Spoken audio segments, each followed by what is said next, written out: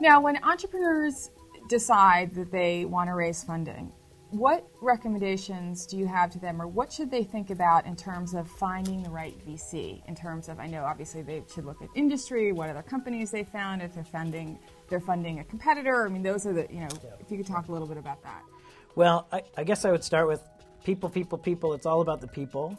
So I'm sure there are plenty of entrepreneurs who would really not get along with me, and those people should not take my money. And, that's just because when you have an investor and they put money in your company, they're going to be involved in your company for as long as there's a company, essentially. Certainly that's our model. Our model is I invest in a company, I invest early most often, I almost always sit on the board of directors, and I try and be as helpful as possible, and I'm certainly involved.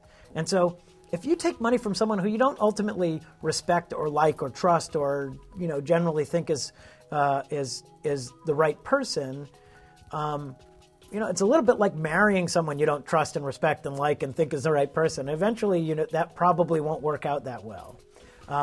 So I really think that the biggest question is who is this person, and there are lots of things that go into that, right? I mean, to a certain, it's what areas of expertise does he or she have, and what other investments does he or she have, and what's their history, and then the other thing I would say is I don't think any entrepreneur should ever take money from an investor without having spent time talking with other people who have taken money from that investor. I just can't imagine. When I'm looking at a company and I'm talking with an entrepreneur, I then call their kindergarten teacher. I call the people for whom they've worked and people who've worked for them, and I do all these reference calls.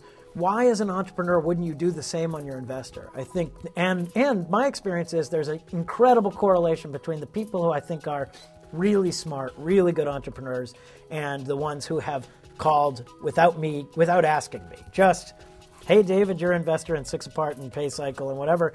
And so I chatted with your CEOs, and so it turns out, now I hope that that's a good thing for me, because I think that I have a great relationship with the companies in which I've invested, because my view is that my role is to be as helpful as possible without telling you how to run your company.